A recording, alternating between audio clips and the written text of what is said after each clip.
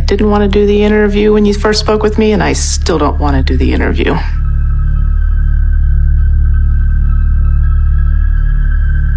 I'm ready. I'm ready for it. Police say they're not sure what set him off. I got a phone call from Ron, and he was crying.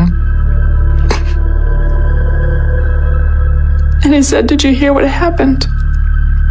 A day turned into panic, then terror. And he says it's true, it was Robbie. And I screamed. I just screamed so loud. And then I just passed out.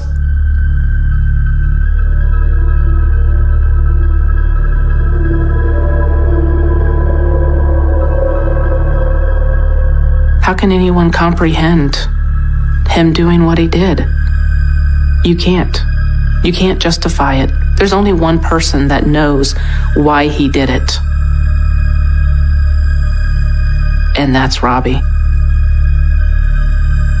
Police say they don't know and may never know.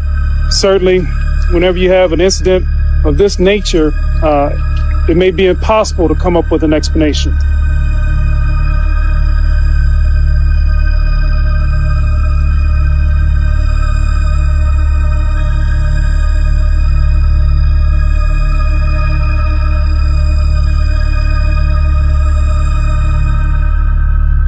Robbie was really bright, very creative. Everything was magical to him. He loved figuring out new things. You can come home with a balloon and he'd find something happy to do with it, you know? Tie a car to it, or one of his army men, and, you know, pretend they were parachuting down out of an airplane or something. But Robbie was very different from a very early age.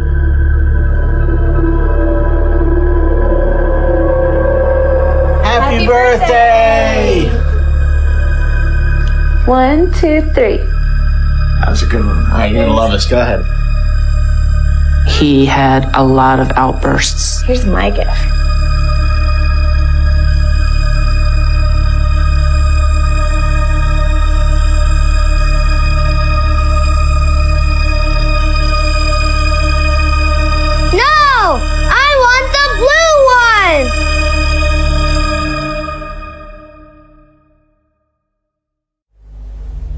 It's really hard to describe a child's temper tantrum.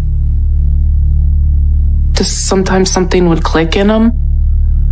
Robbie would yell profanities at you, you know, tell you that you're worthless, and just anything that he could do to try to hurt your feelings. But one time, Robbie went beyond the typical. He threw things around, hit his head on his wall, get a hold of you to try to bite you or to hurt you in some way.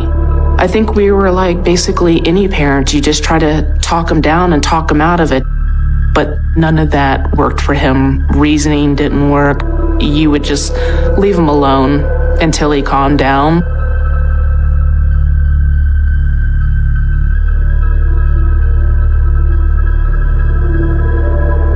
And then he would just come out and say, "Good morning, Mom. Good morning, Dad," and just be really sweet. And you kind of push it to the back of your head and move along like it didn't happen, because you just have to. But it was very difficult a lot of the time. The whole house was on eggshells almost all the time.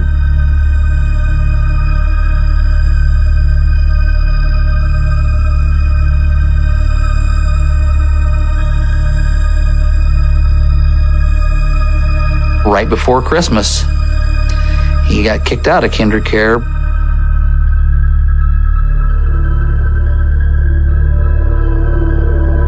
They called me and I had to come and get him early. And that's when they explained to me what had happened that day. What was he doing? He was hitting people and threw a chair. Well, why was he attacking those kids? They don't know. But he was hitting, kicking, and he hit someone with a chair. That was the end moment when they said they just couldn't have him come back anymore. It's when he hit someone with a chair. They've had kids that act out, but Robbie was a very extreme case. And it was getting to the point where it was getting too physical and too violent and dangerous. And Robbie had such an incredibly strong will. He would not give up. And when you have a child who has a stronger will than you can stand, what do you do?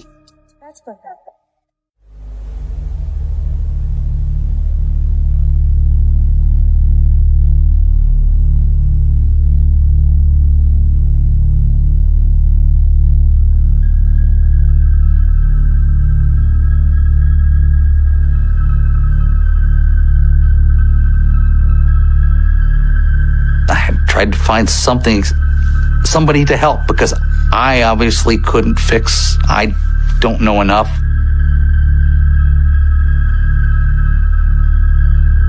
So they took him to a hospital.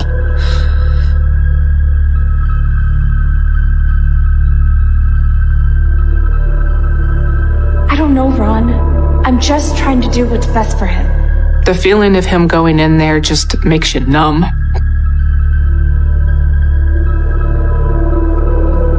And it makes you feel like you're a worthless parent. It's very terrifying to basically pass your child over to somebody else and to say, can you fix him? Because that's kind of how it was. He was a broken toy that just needed to be fixed.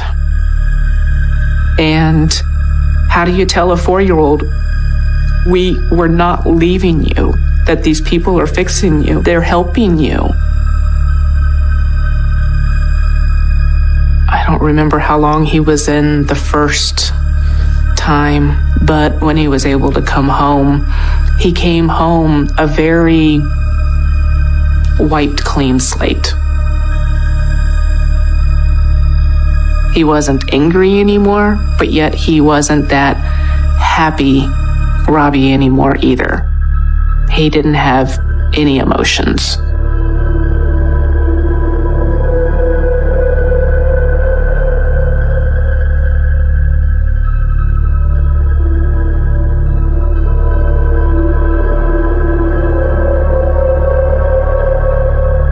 Hey, Robbie. Dinner's ready. As Robbie got older, he obviously got stronger. He got bigger, and his physical presence got much more scary. Robbie, you better be downstairs at that table in 5 minutes.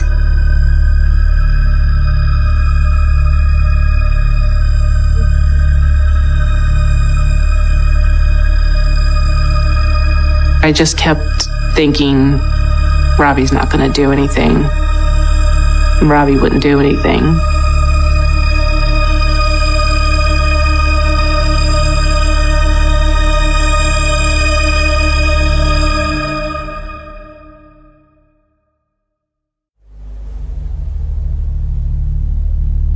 Robbie got a little older and a little bit more boisterous. I think that's when he was thinking that if I wasn't in the picture, that his mom would come back and his mom and dad would get remarried and their family would be whole.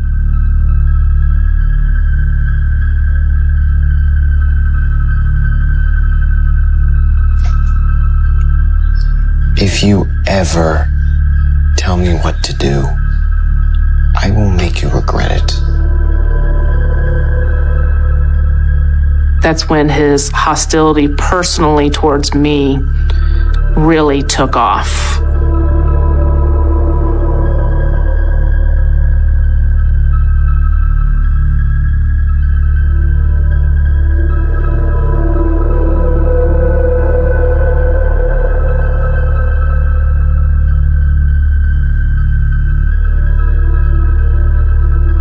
was out mowing the grass, and I asked for somebody to get me something to drink, and Robbie brought me out a pop to drink. I took a swig of it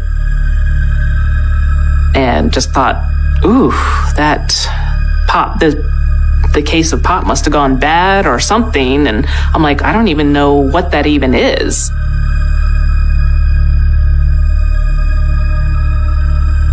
So I took another drink of it because it wasn't like it was a flat pop or anything like that. And I took another drink of it, and I was like, I don't know what that is, but I am definitely not going to finish this after I took like 2 or 3 sips trying to just figure out what it was. And later that night, I got really sick. It was just a couple of hours later, and I got really physically sick. And go to find out that he had put chemical in my pop.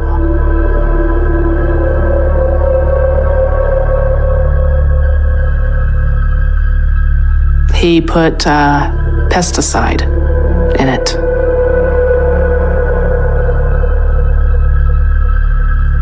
Once he figured out that I wasn't going to go to the hospital or anything, he told us. He thought it was funny. After I found out that he had poisoned me, it was really hard to keep my emotions in check because on one hand, it did start making me be afraid of him. Why did you do that, Robbie?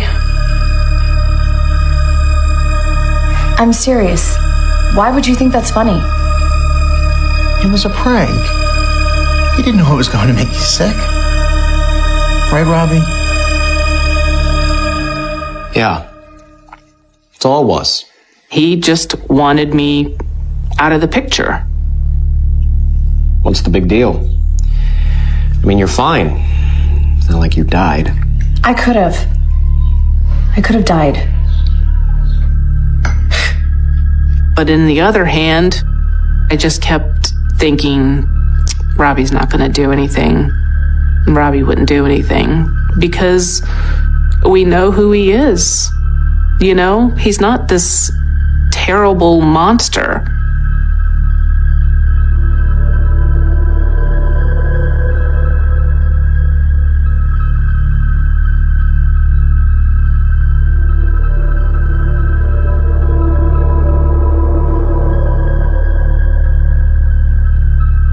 The next big altercation that Robbie and I got into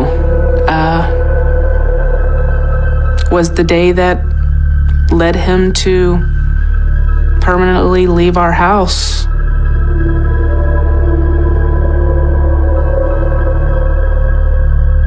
His older sister worked at a restaurant, and he kept stealing her cash. Robbie, what are you doing in your sister's room? Nothing. Let me see your backpack. No. I wanted to look in his backpack to see if he had his sister's money. Let me see your backpack. No. You cannot keep stealing her money. And so Robbie and I got into a big argument. Let go! I didn't steal anything. You are always taking everyone else's side. You never take mine! I was trying to get his book bag from him, and we were wrestling over the book bag.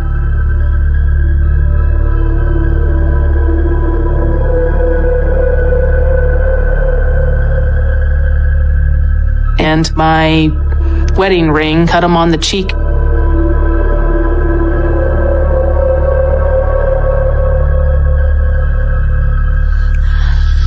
I didn't mean to. I'm sorry.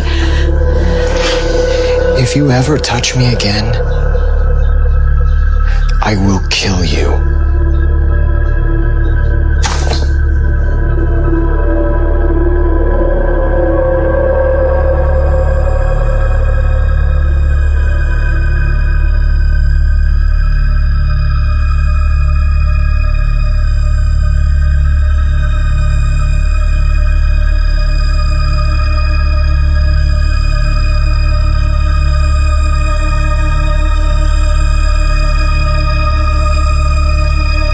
Robbie tells me that you two got into a physical fight, and that's where the scratch came from.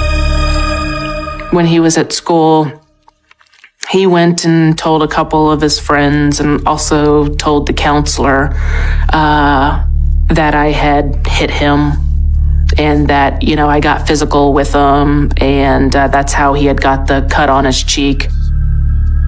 He was trying to turn the backpack incident that I was out of control and that I was getting physical and that I had basically abused him.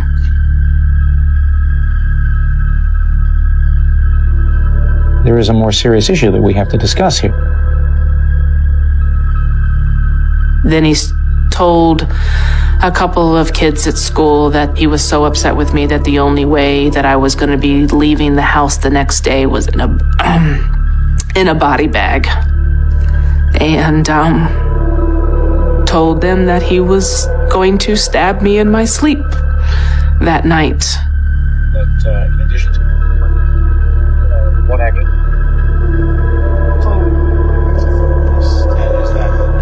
I didn't know what to do. You don't know what do you do when your kid is like that. I didn't know what to do. Please. I can't do it anymore.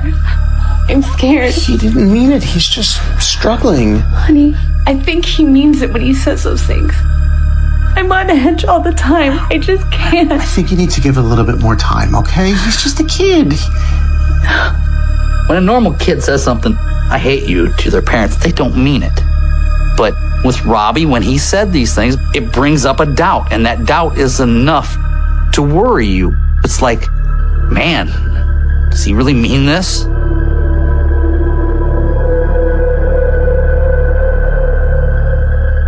I think Robbie definitely meant it, because later on we found that he had carved into his dresser, killer. And we found pocket knives that he had been collecting in his drawers. So we knew that he meant it. It wasn't an idle threat, whether or not it was that night or another night.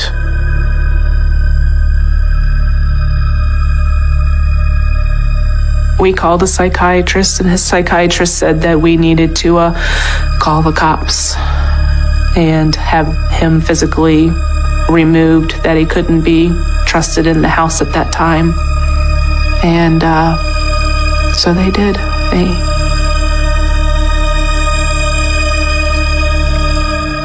came and took him.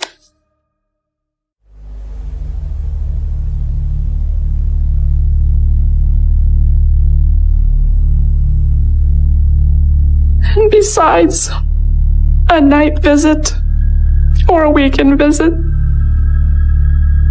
that was his last in the house.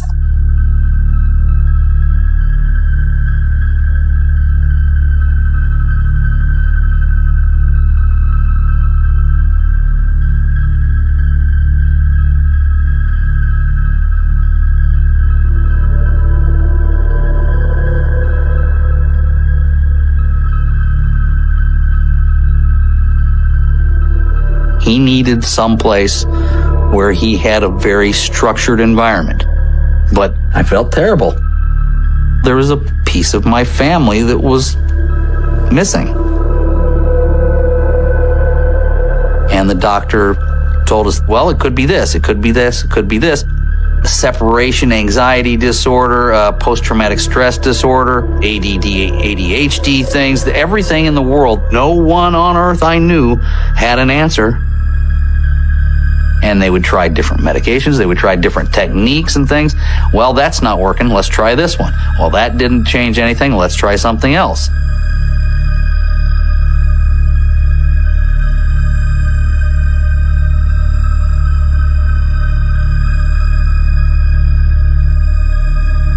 There was more than one incident that showed me or the family dead, knives stabbed in us or nooses around our neck.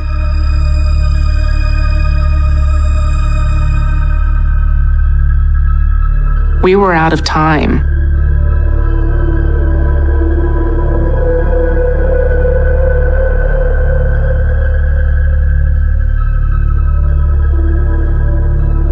Well, when Robbie went into psychiatric care, I just kept trying to remind myself, it's not about me.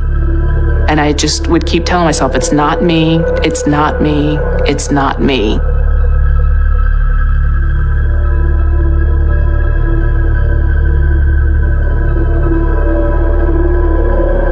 Robbie had a lot of goals in therapy.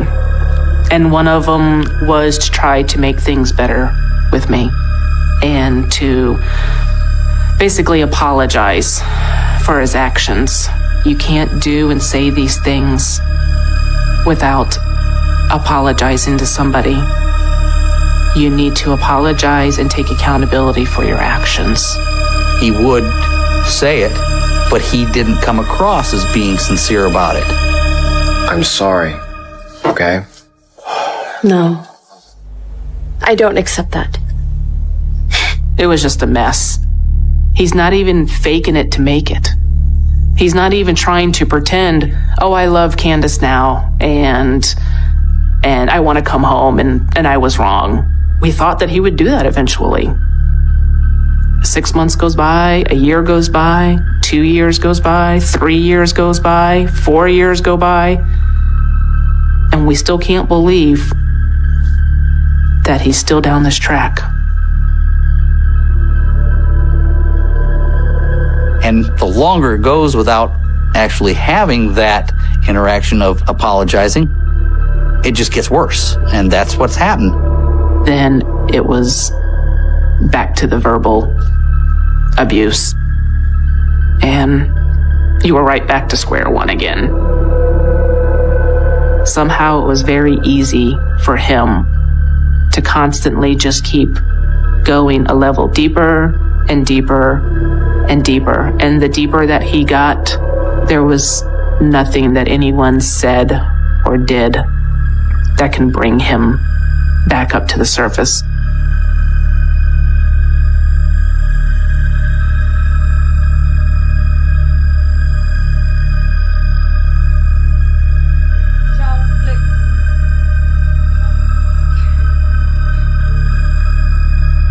When you're in group home, you don't have a lot of personal items. So the only thing that was really available to him on a regular basis was obviously pen and paper. And so he did a lot of drawings.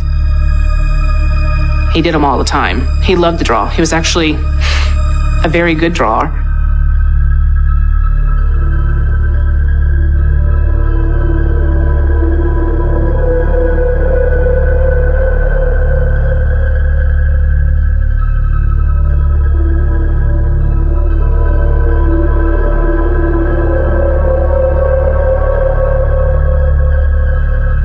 Hi, Robbie.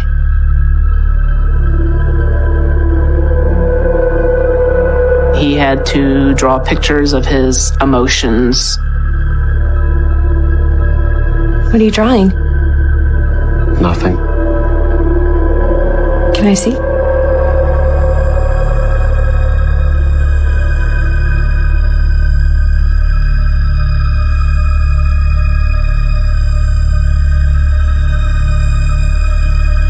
And they were pictures of, the family laying around with knives stabbed in us or nooses around our neck. Some of them were just me. Some of them were the family. Some of them were his dad and I.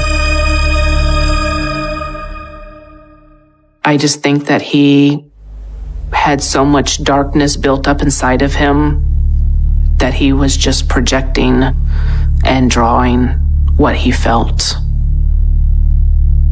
What is this, Robbie? Why would you draw this?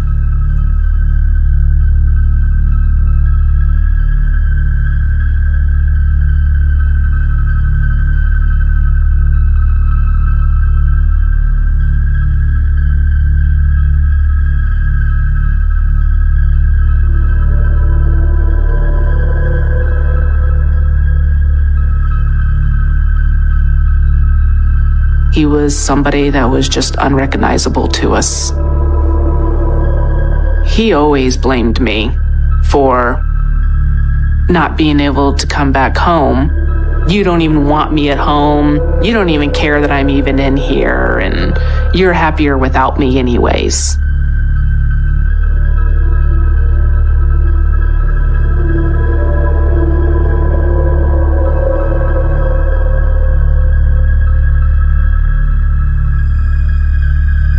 I'm not giving up on him. I'm not either.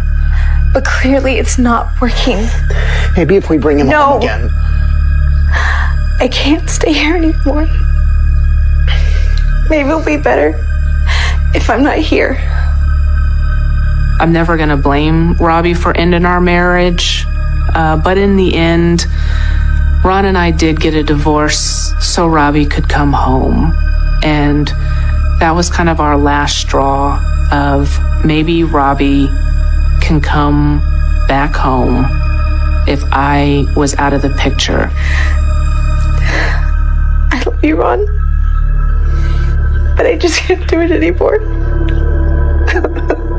He needed to come home so his dad can teach him how to be a man and how to live life.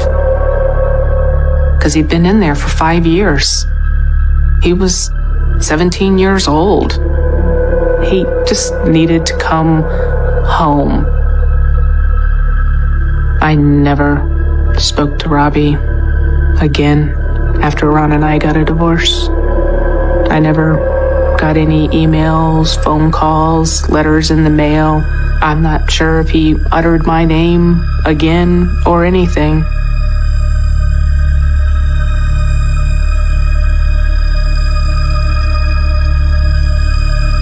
I never thought that Robbie would ever turn on anybody. I never thought that he was ever going to seek me out or seek anybody else out.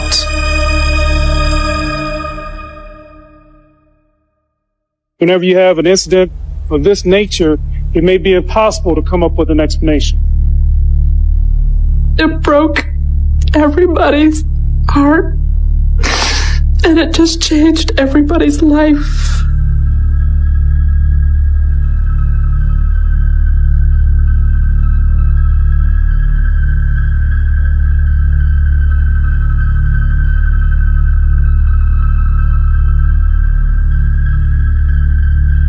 If Robbie was painting this picture that I was the big problem in all of this, then I was going to remove myself. Because I kind of felt like sometimes I put a wedge between Ron and his son and not having his son at home. Robbie would not come home until after I was divorced and had my own house, my own home. That's when Robbie came home.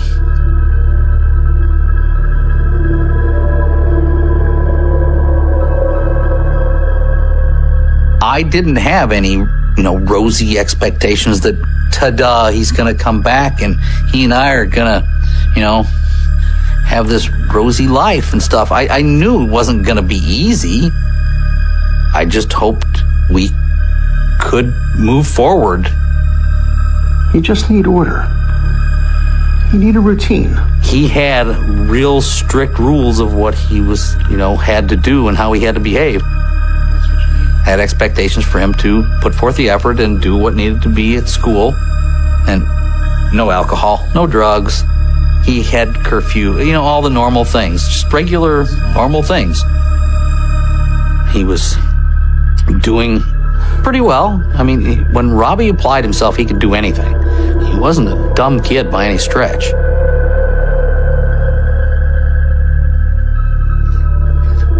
I believed that Robbie was going to be one of those people who, after he came through all of his crap, and he was going to be talking to kids who were going through things, and he could be one of the people who he could actually sit down with a kid and go, I know what you're going through. And he was going to be able to use all the hurt he'd had in his life to help somebody else.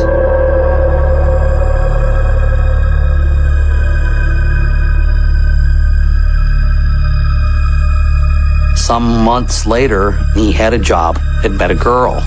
It was what I was hoping to see, a sign of a realization that he's seen that the bad stuff hasn't been working and he's trying to at least move towards better things. A job and a girl, usually that means a lot to somebody. You're doing things to build a future.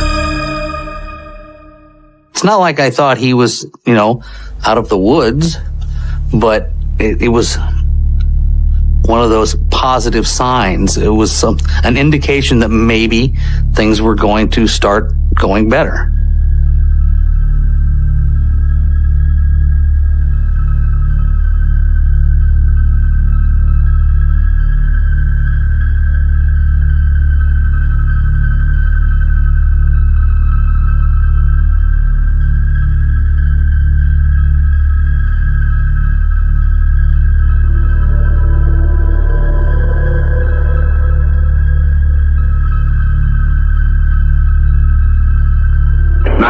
What's your emergency?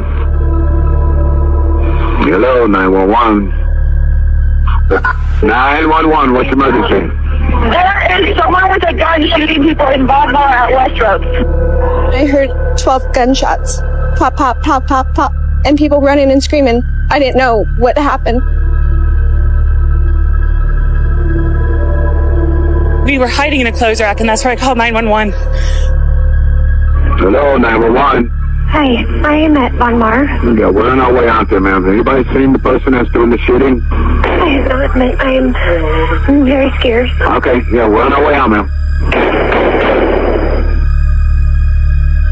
His oldest sister, my oldest one, she called me and said, did I hear what was going on? And I said, no. And she was like, Mom, you don't think that was Robbie, do you? And I said, why would I think that that's Robbie?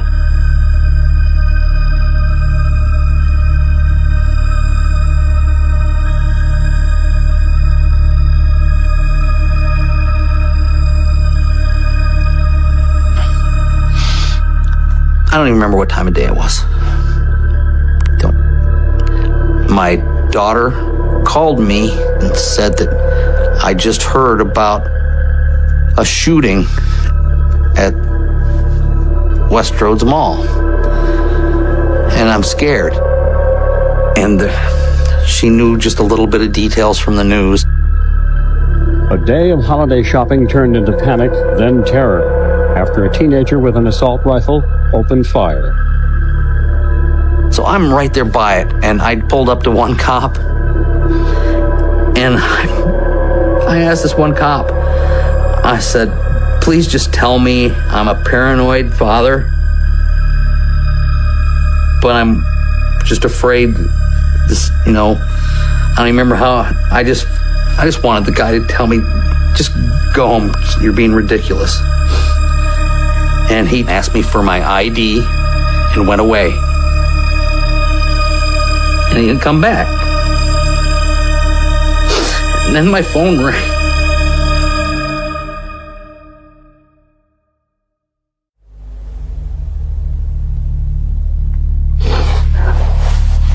And it was my oldest daughter, and all she did was scream into the phone at me.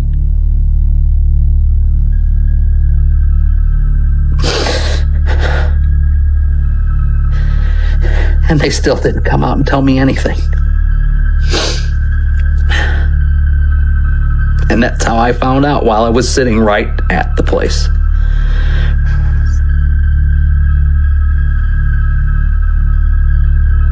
Then I got a phone call from Ron, and he was crying. And he said, did you hear what happened? And he says, it's true, it was Robbie. And I screamed. I just screamed so loud. And then I just passed out.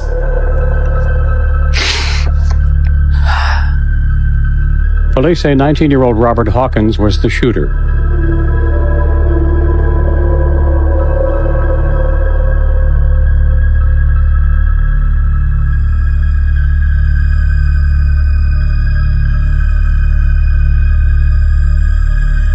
No words and no sorry are ever going to make things better for them, ever.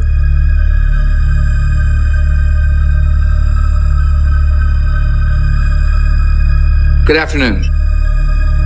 Before turning to the situation in the housing market, I send my sympathy to the families of those murdered in Omaha, Nebraska yesterday.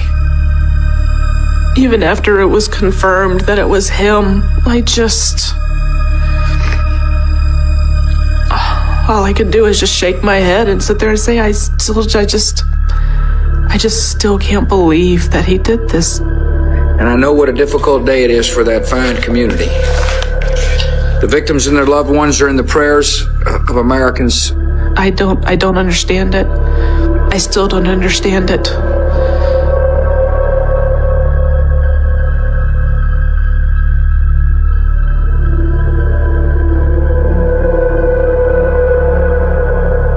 The third and final image shows the 19-year-old aiming an AK-47 to fire. Police say Hawkins then opened fire, killing 8 people in the department store.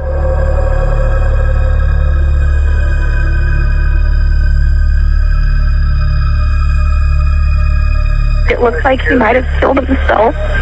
Okay, you see him laying by a gun? I see him laying by a gun with blood underneath so long. In the aftermath, 9 people, including the gunman, were dead. 5 people were wounded. Police say they don't know and may never know exactly why he opened fire. How can anyone comprehend him doing what he did? You can't. You can't justify it. There's only one person that knows why he did it, and that's Robbie.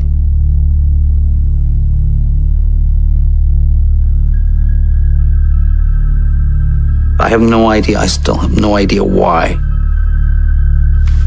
It's too extreme to have ever even occurred to me or entered my mind that what he did could have happened. I couldn't. It's so far-fetched fictional that my brain would never be able to even come up with that kind of scenario.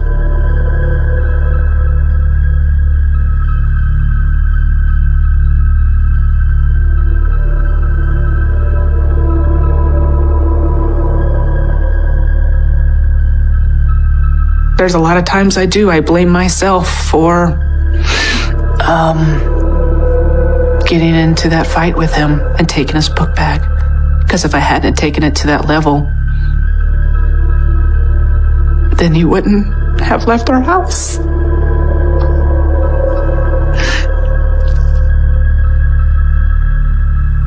What about if I had just stopped it and just given his older sister the $10 that she was missing out of my own pocket? You don't know if you did the right thing or not. Looking back, we have no idea because we don't know if we hadn't have taken him there, what the other path would have led to. We don't have that magic 8 ball that we can go back and do a redo on everything.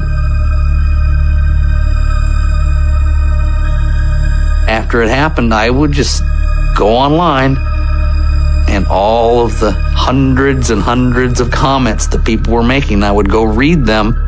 Why didn't somebody do something? Why didn't somebody do something? Everybody involved did everything that they could think of. I did everything I could imagine, and it wasn't enough.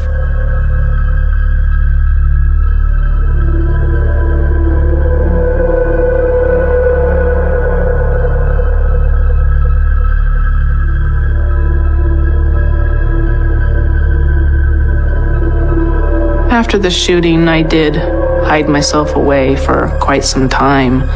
And it is really hard going out to eat still to this day. And you hear a conversation next to you going on talking about it. Or going to church and they have an anniversary memorial of it. And sitting there watching TV and see it on TV. Then you have his birthday that comes up. And then you have the shooting anniversary that comes up. And it never goes away. It's really hard to be on the other end of something like this and not being able to understand it. I think I tried to learn to try not to sit there and ask yourself what I could have done differently. There was nothing that I could have done to prevent the shootings.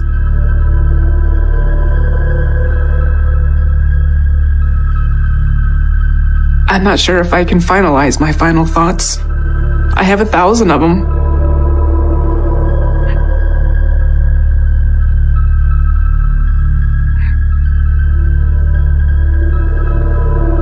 Foremost,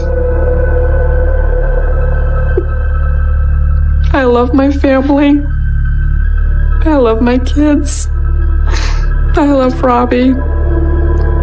We miss him dearly.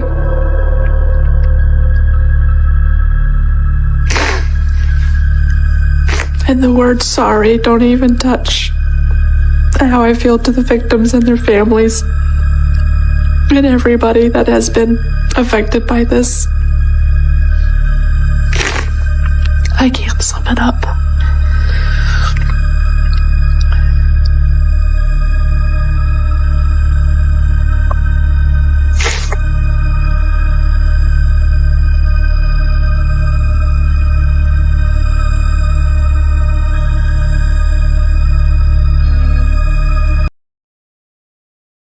A devoted couple building the perfect family. They were both very committed to adopting children that had a difficult past. Everybody in the family loved her. Murdered in a night of unspeakable horror. She saw a man with what appeared to be an axe. Her skull was split with a maul. Who could have wanted Bob and Kay Swartz dead? This person had threatened to kill them. We couldn't rule out anyone. We just didn't know. And what detectives uncover has everyone blindsided. I didn't have a single suspicion. I would have never thought. The relatives were in disbelief. The expected killer hadn't done it. The unexpected killer had done it. Nobody in a million years would have expected them to commit one of the most heinous crimes in the history of Annapolis.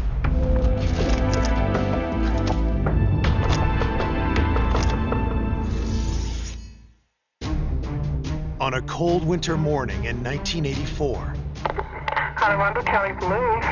Police in Cape St. Clair, Maryland, receive an eerie call. Okay, what is the problem, sir? My parents are dead. You think your parents are dead? Yeah. First responders race to the scene and make a horrific discovery.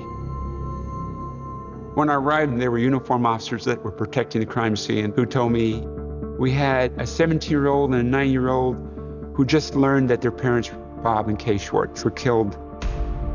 The children are visibly shaken and in shock, but agree to answer a few questions. My partner and I met with a young man by the name of Larry Schwartz and his sister Annie.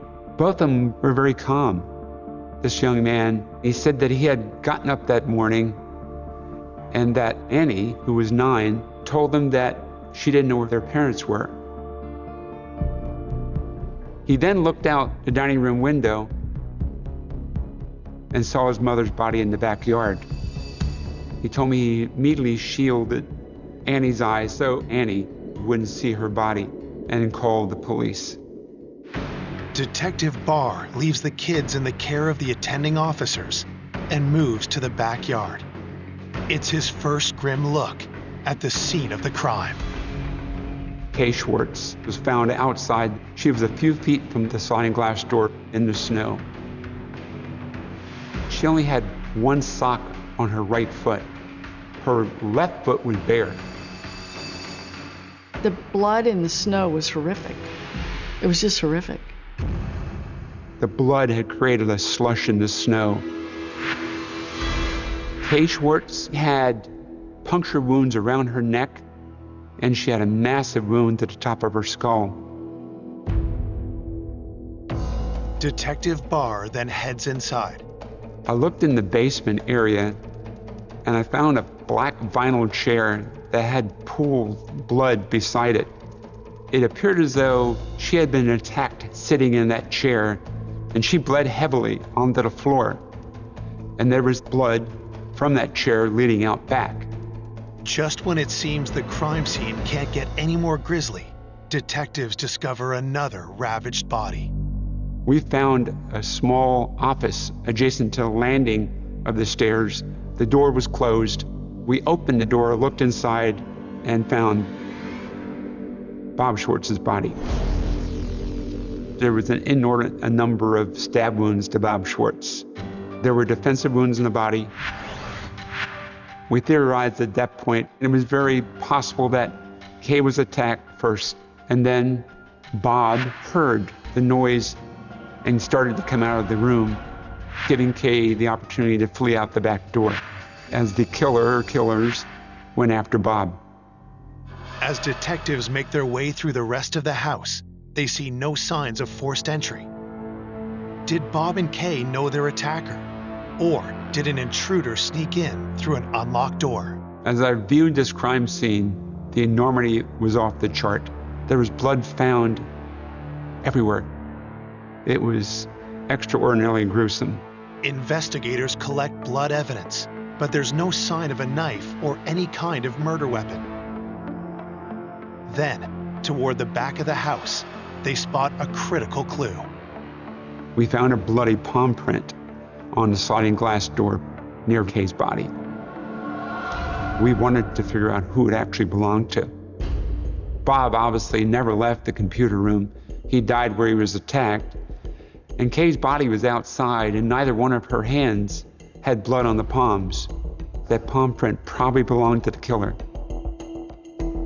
While concerned neighbors whisk Larry and Annie away, detectives get a chance to talk to some of Bob and Kay's grieving friends who have gathered at the house.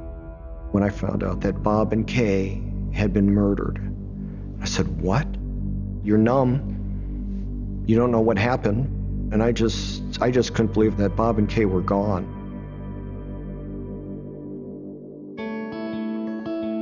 Bob and Kay Schwartz met at the University of Maryland outside Washington, D.C. They were both getting their master's degree in education. They both wanted to be teachers. He was 35, she was 27. She fell in love with him, and maybe 18 months later they married. They were very involved in all kinds of church activities. Kay and Bob were intimately involved. Everybody seemed to know them. Everybody felt a connection with them. Bob was an engineer of sorts, worked at NASA Goddard down in Greenbelt, Maryland, in the space program on some level. Bob had to be a pretty clever man because he was involved in computers back in the dark ages, 1984. He was always very positive. He was funny, quick sense of humor. Kay was the fun-loving, carefree spirit, beloved by everyone who knew her. Always wanted to be a teacher, became a teacher. They wanted children, but Kay was unable to have children. Far from breaking their spirit, Bob and Kay's disappointment only seemed to strengthen their bond and gave them a loving sense of purpose. They decided they wanted to open their house and their hearts. In 1973, Bob and Kay embarked on their dream. That became part of their mission in life, in adopting children that had a difficult past, to provide some substance and some guidance. Larry Schwartz was 6 years old when the Schwartzes adopted him. 6 years later, they adopted a 4-year-old girl, Anne. Annie was born in Korea, did not speak much English when she first arrived. Annie and Larry were happy to be part of that family. Kay and Bob wanted to be the best parents ever to those children. Now, Larry and Annie were orphans again, and detectives need to find out who committed such a heinous crime and why. Police begin by talking to neighbors, hoping to find a witness who might lead them to the killer. We were alerted by a person approximately a block away on a parallel street that he had found what appeared to be a blood trail leading into the woods at the end of that street. And as we followed that trail, we found what appeared to be a barefoot footprint and a socked footprint. Were these Kay's footprints? If so, how did they end up in the woods when her body was found in the backyard? We also found a pair of footprints made by shoes. Footprints suggesting a chase through the neighborhood. The trail of footprints ran for quite a distance through the woods and the neighborhood. The footprints seemed to suggest that after stabbing Bob to death, the murderer went after Kay one last time. In my opinion, it appeared as though Kay Schwartz was fleeing from her killer, and at some point, a person caught up with her and then walked her to the back of the home where she was killed.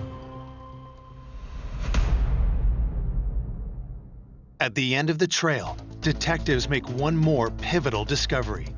Searching through the woods, my sergeant found what appeared to be a murder weapon. It was a wood-splitting maul. There appeared to be blood on the maul, along with hair. But the handle appeared to have been wiped clean. There wasn't any blood on the handle at all. Detectives send the maul to the lab, but find no trace of a knife anywhere. It's a puzzling scene that offers them few clues.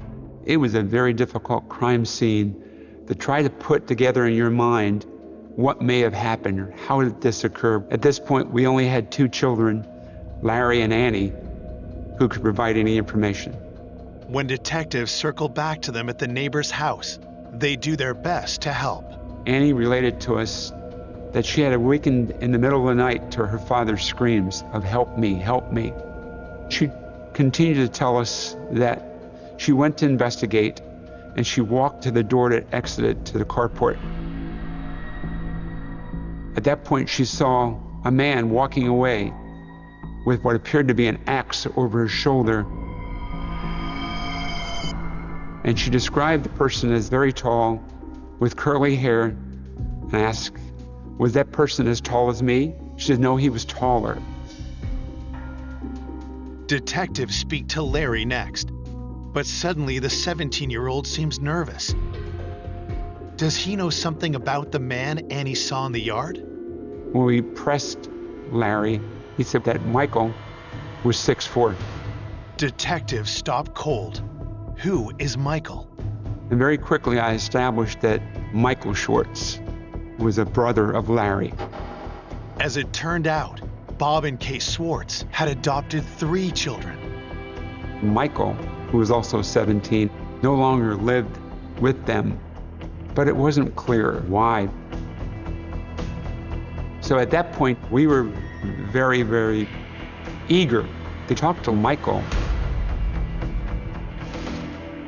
Coming up, investigators uncover bad blood and dark secrets.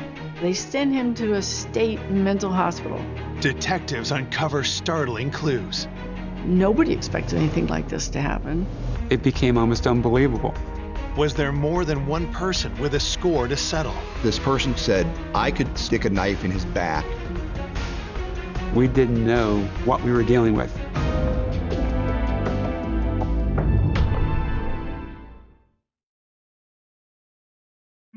When they appear to have no suspects in the homicides of Bob and Kay Schwartz, police learn the couple's adopted children have an estranged brother. Both Annie and Larry related to us that Michael no longer lived with them, but had been getting into a lot of trouble. Detectives are anxious to know more. Could Michael have possibly wanted to harm Bob and Kay? As we spoke to relatives during the investigation, Michael was quickly identified by them as someone we should look at very closely. Michael had made threats internally in the house. Detectives interview the Schwartz's friends and family to get more insight into Michael's history. Larry was the Schwartz's first adopted child. But long before Annie, Bob and Kay provided Larry with a brother. Michael was 8 years old when the Schwartzes adopted him. The boys were only 6 months apart in age. The Schwartz's second adopted child had arrived at their home, a troubled boy. As they interviewed everybody, detectives found that Michael's mother abandoned him when he was an infant, and Michael was relinquished to the custody of the state and became a foster child. He went through a series of 6 foster homes. before the Swartzes adopted him. Bob and Kay were determined to turn Michael's life around, but the boy's difficult past wasn't easy to shake, and the problems started almost immediately. Michael was so antisocial in his approach to life. Michael was having behavioral issues at home, not obeying his parents on a consistent basis, smarting back, profanity. As the boys grew older, Michael continued to struggle. But that didn't stop Bob and Kay from having high hopes for both their children. I think Bob and Kay expected Larry and Michael to apply themselves very diligently to their studies and to do well. I think that Larry had a desire to please people. He had kind of a soft-spoken shyness to him. He seemed to want to engage with people. But I think Michael was a challenge from the get-go. I think Michael, he had some deviancies that probably would have precluded anybody from having any type of relationship with him on any level. 2 years after Michael was adopted, Bob and Kay found a new ray of hope when they adopted Annie. Annie was cute as a button when she arrived. Everybody loved her. Bob adored Anne. Annie became the apple of her father's eye, and suddenly Annie, the baby, became the favorite child. Everybody in the family loved her. The more attention Bob gave Annie, the harder he was on his two boys. Larry seemed to be able to turn the other cheek, but not Michael. Michael had been getting into trouble more increasingly over the last year or so. Michael began to have problems of a fairly serious nature. Tension between he and his father, tension between he and the other family members. By 1980, Michael's rebellious nature pushed his parents to their breaking point. One night, Michael asked to go out, and they said no. So he sneaked out. Went out with his buddies. When he came back home at about midnight, he pounds on the door. His mother comes to the door, looks at him and says, "No, we're not letting you in." He goes over to a neighbor's house, spends the night, goes to school the next day on his own. And while he's there, his parents had called. Social services said, "We can't handle him anymore." After 5 years of struggling with Michael, Bob and Kay were so concerned about his volatile behavior that they asked the state to place him with another family. He never lived at home again. It was just a very difficult situation. Bob and Kay loved him, but they felt there was nothing they could do for him. While Bob and Kay tried to stay focused on Larry and Annie, Michael's state of mind seemed to deteriorate. Michael had been in a reform school, and he got in a fight and got in some trouble, so they sent him to a state mental hospital for evaluation. And that was just a few weeks before the murders. He was staying at this facility. The Crownsville State Hospital Center was terrifying, faceless, institutional, decrepit buildings, straight out of a Stephen King nightmare. Had Bob and Kay's rejection led Michael Swartz to commit a cold-blooded murder? Detective Barr and his partner decide to make the short drive to Crownsville and ask Michael for themselves. He was interrogated by these talented homicide detectives. Michael's denying. Michael's words say one thing, but to the detectives, his appearance tells a different story. They did notice it. Michael had very noticeable marks on his long neck, and he clearly had an injury of some kind there. But he said they were hickeys. Detectives keep pushing, but Michael is adamant that he was at the hospital on the night of the murders, and the hospital records back up his claims. We learned from the staff that their logs indicated that Michael had been there all evening. He has what appears to be an ironclad alibi. I mean, he is in a locked ward in a state mental hospital. The police weren't so sure. A lot of people weren't so sure. It was very lax at this Crownsville State facility. It's not a prison. It's just a hospital. Detectives aren't completely convinced of Michael's alibi, but they don't have enough to arrest him either. And soon after that interview, Michael Swartz lawyers up. Of course, I finally got to him. I did what all defense lawyers do, which is to say, don't say a word to anybody about anything. He was never interrogated again. Michael won't talk, and the lab has found no useful prints on the handle of the splitting maul. But detectives know one key piece of evidence from the crime scene that could tell them everything they need to know. During the investigation, there was a bloody palm print recovered from the sliding glass door. We had examined both victims. Neither one had blood on the palms. If detectives can prove Michael Swartz left that print, they'll have their murderer. But that's easier said than done. This evidence was difficult to analyze. We were very limited in 1984 with what we could do. This would involve the evidence being sent to the FBI laboratory in Washington.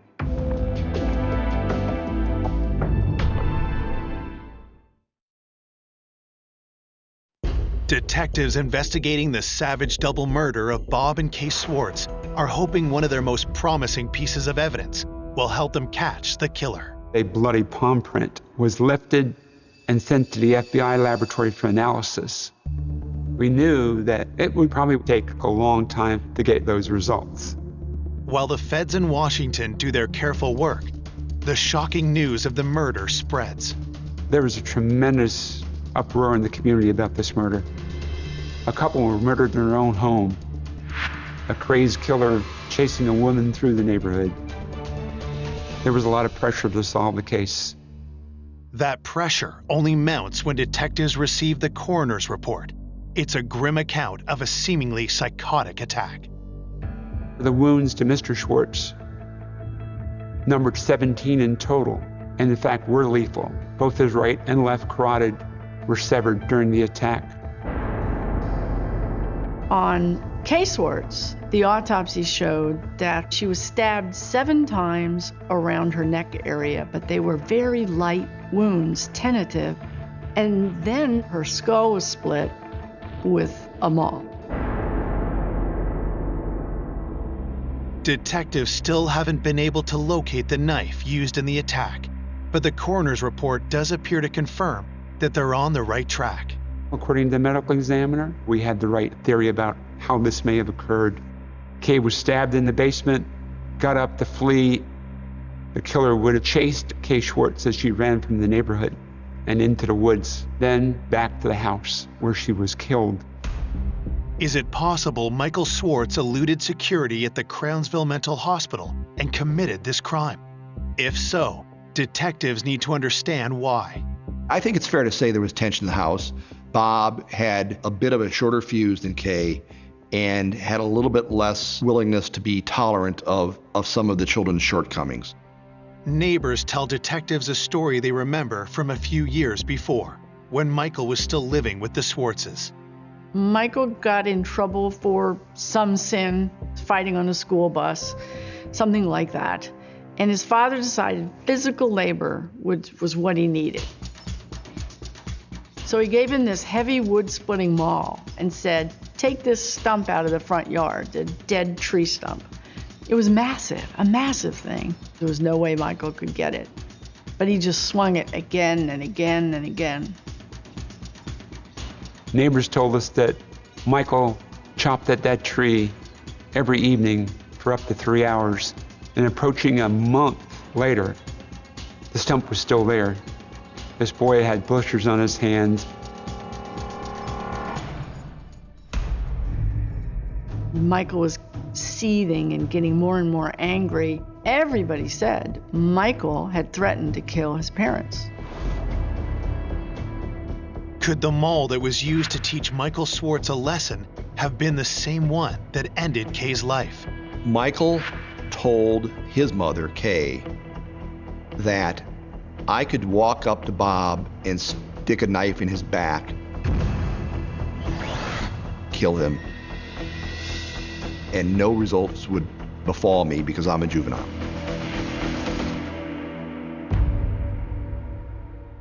The logical assumption on all of our parts was Michael had made good on his threat.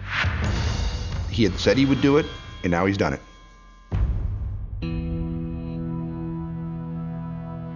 "4 days after they were found brutally murdered, Bob and Kay are laid to rest. The funeral, I had replays of having moments with them. I always admired them. Like, why would somebody kill them? The couple's obedient children, Larry and Annie Swartz, have been staying with friends of the family, while their brother still resides at Crownsville.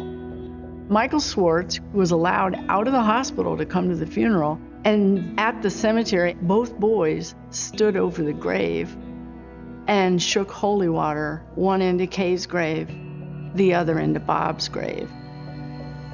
Off to one side, the two detectives on the case stood in their suits with their sunglasses in the cemetery. Everyone gathered around, gave them their support. But most people believed it was Michael who had done it. Many note the suspicious red marks still visible on Michael's neck. Talk spreads through the community. The newspapers were saying that Michael was a suspect.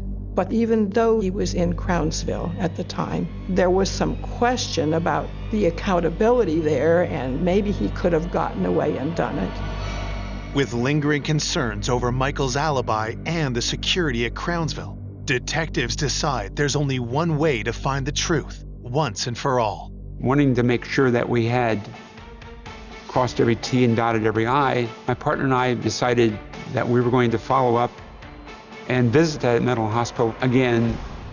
We wanted to make sure that it was impossible that Michael would never have been able to leave undetected. So we asked the staff to lock us in the ward where Michael was committed. If Michael could have gotten out of that, there was a chance Michael had done it.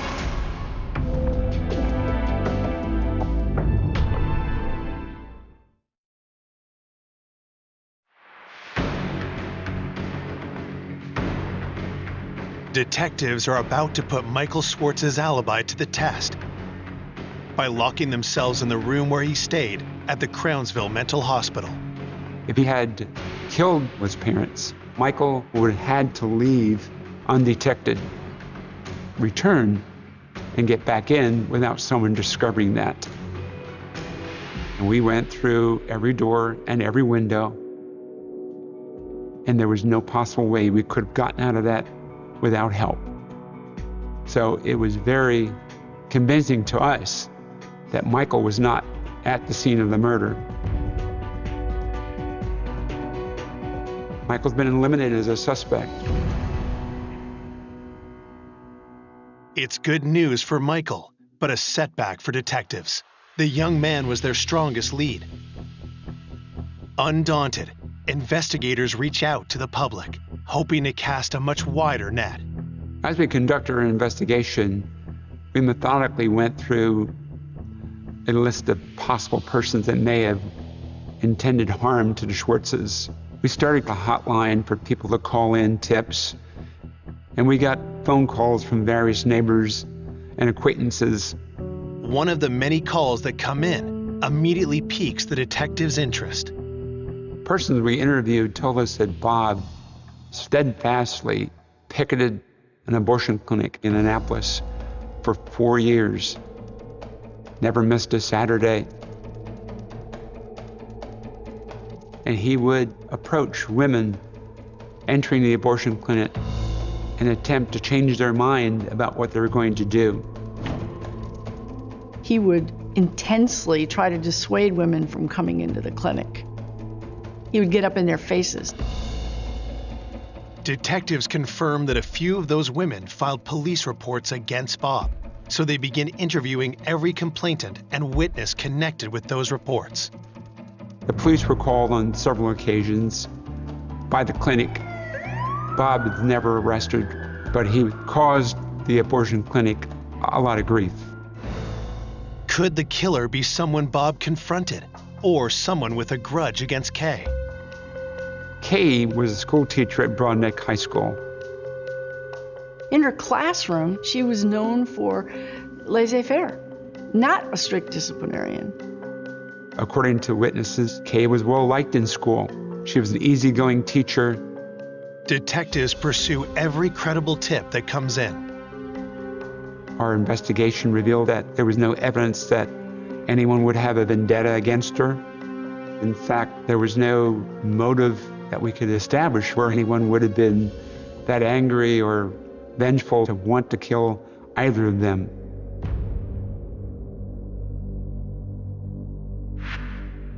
"8 days after the brutal double murder, investigators have hit a wall.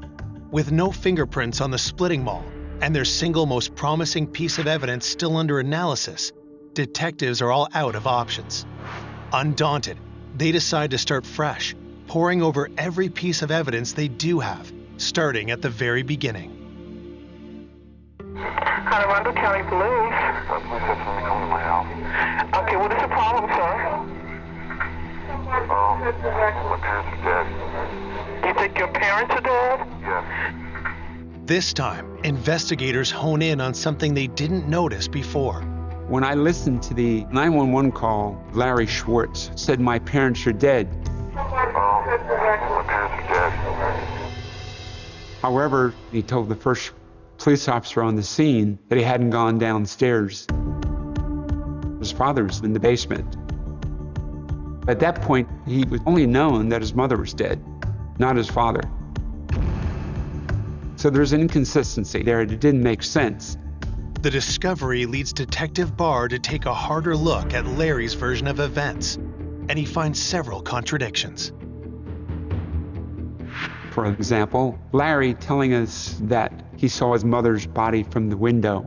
Yet I looked out the dining room window and couldn't see her body. I thought perhaps he was confused and meant to say the kitchen window, which turned out to be even worse. I climbed on the kitchen counter and looked out the window and still couldn't see her body. Detective Barr had chalked it up to the extreme shock the boy had suffered that morning. Larry's demeanor wasn't unusual at the time. Various people react differently under stress. He could have very well been in shock, repressing his feelings. I didn't know. Barr wants to give Larry a chance to clear up his story, but that isn't going to happen. Larry had gotten an attorney. The attorney had advised him not to talk to us. At last, word comes in from the FBI. Test results on their key piece of evidence from the crime scene. The bloody palm print on the sliding glass door. The one detectives believed was made by the killer. It came back. Finally, we could find out who it could possibly belong to, what we were dealing with. Coming up, it's a twist that no one saw coming.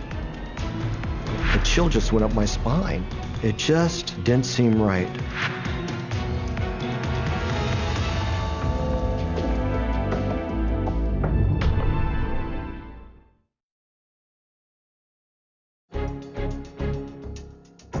Detectives working to catch Bob and Kay Schwartz's killer finally had the results of their key piece of crime scene evidence from the FBI's forensic lab in Washington, D.C.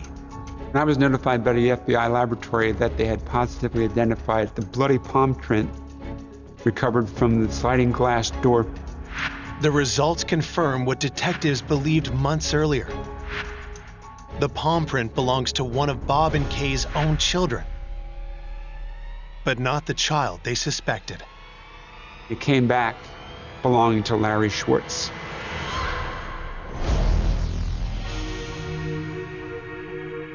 At that point, the state's attorney for Anne Arundel County authorized an arrest warrant be obtained for Larry Schwartz. Authorities charged young Schwartz as an adult with 2 counts of first-degree murder. When the news gets out, it causes an uproar in Cape St. Clair. Michael Schwartz was known as the bad kid in the family, not handsome, likable Larry. A chill just went up my spine. It just didn't seem right. I didn't have a single suspicion. It was very difficult to accept that Larry had that type of violence within him. Larry was seen as this model, mild-mannered son. Nobody in a million years would have expected him to commit one of the most heinous crimes in the history of Annapolis. The community was in denial. The majority of them were convinced that Michael Schwartz had done this. There was certainly a lot of speculation about whether we had the right person or not. It was very hard for people to believe that he could have done it. I think that they just felt there was more to this. There was more going on than any of us could understand. Why would a docile youth, beloved by everybody, explode in a rage and stab both his parents? Why? Everybody wanted to know the answer. Authorities want answers too. But Larry, at the direction of the defense team hired by concerned family friends, is not talking and has neither admitted nor denied guilt. So for the next 15 months, while Larry waits it out in jail, detectives spend every waking moment trying to build an airtight case. We lacked a confession. The state's attorney for Analog County had me reassigned to his office to work exclusively on this case. We had to make sure that we had every piece of evidence we could get to close this case. Without Larry's confession, detectives need to find out what led this soft-spoken boy to such violent extremes. I continued to interview people, collect statements. Investigators soon realized that Michael wasn't the only son who had a hard time at home. I believe that Larry was under tremendous pressure. He was repeatedly chastised for the poor grades. He was restricted from leaving the yard. I think it was more of a protection thing. You're trying to keep him away from the wrong crowd, and I think Larry could have been pulled in many ways. I think they were afraid of that. I believe personally that he was angry. He was frustrated. It was cumulative, that he was holding rage inside him, and whatever may have happened that night set him off. But some speculated that there was another reason why Larry turned on his parents. Michael kept contact with Larry. He changed Larry's view of the family, and in a negative way. He was telling him that they just got rid of me, they want nothing to do with me, you know. Larry, he didn't want to be left like that. He didn't want to go into foster home again.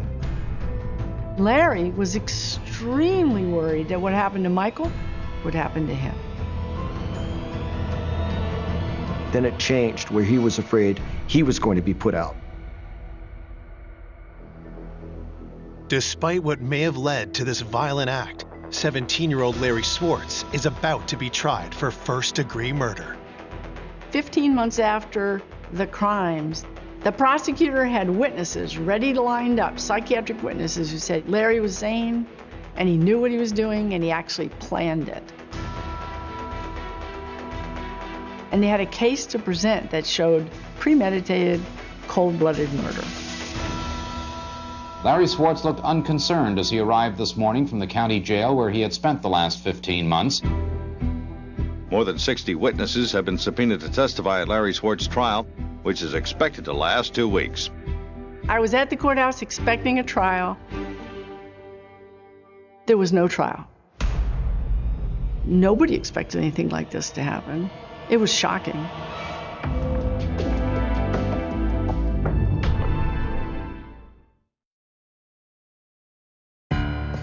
After detectives and prosecutors have labored more than a year preparing their case against Larry Schwartz for the murder of his parents, a last-minute maneuver by Schwartz's legal team has brought everything to an unexpected, screeching halt. The trial is called off. Larry had confessed to his attorneys. He broke down. He broke down sobbing and heaving, and he said he did it, he was guilty, and he just killed them. Finally, authorities have their confession, leaving behind any doubt of Larry's guilt. Ultimately, the expected killer hadn't done it. The unexpected killer had done it. Now, the state's attorney's office has to decide what punishment could possibly fit this crime. The state agreed to a plea of second-degree murder. The The prosecutor recommended a 20-year sentence with all but 12 suspended.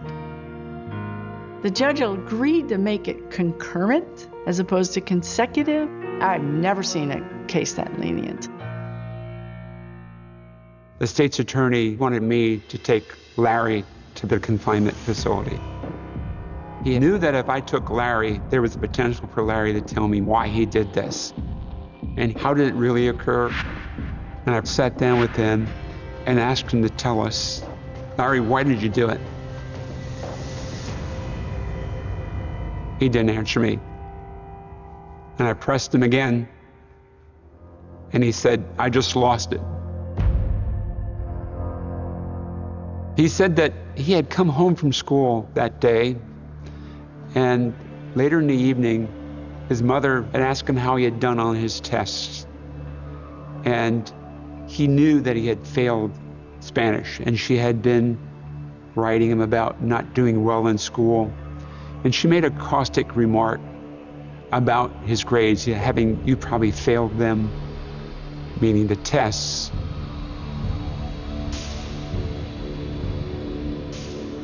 So he took a knife and he stabbed her repeatedly about the neck.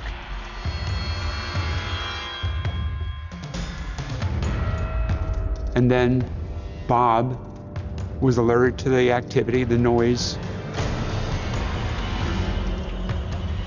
and he attacked Bob.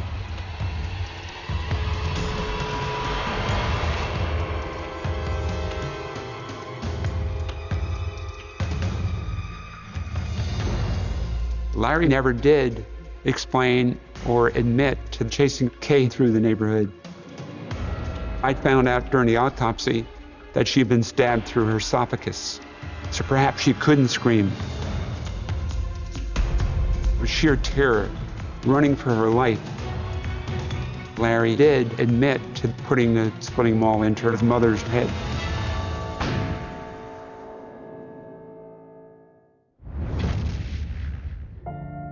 After committing such a violent act, Larry knew there was only one way to cast off suspicion. Armando County Police. We came to the realization that throughout the interview with Larry, he was trying to steer our investigation. He force-fed us information about Michael. The whole time that his brother Michael was a suspect in the killings, Larry played the victim card. When we were here for the funeral, Larry wanted to hang out with us, essentially, which we were perfectly prepared to do, not believing for a minute that he was involved. We viewed him as a victim, a kid who didn't have any parents at this point in time. It's, to this day, hard to fathom. Though Larry's adoptive brother Michael had been exonerated, he nonetheless met with a tragic end. When it turned out that he didn't commit the murders, he had nowhere to go. His parents are dead. His brother's in prison. His sister's been adopted by another family, and he has no one in the world. He starts doing drugs. And while he's taking drugs, he and his buddies go rob a man, and in the course of robbing the man, they stabbed him to death. Michael is sentenced to prison for life. None of the leniency his brother got. Life. He's now in his 50s, still in prison in the state of Maryland, 35 years later. This just had to be one of the worst lose-lose destructive situations that society can see happen.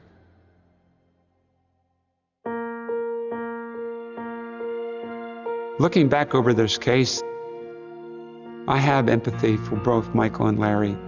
I know that they struggled, yet the parents still tried to do the right thing. Kay and Bob had adopted children who had been through a lot of bad times. And so I think they were trying to heal the wounds that they came to the family with.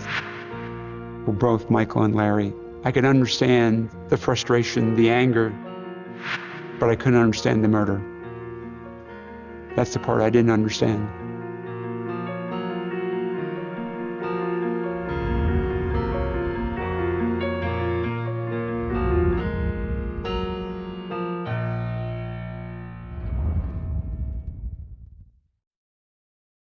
For more information on an unexpected killer, go to oxygen.com.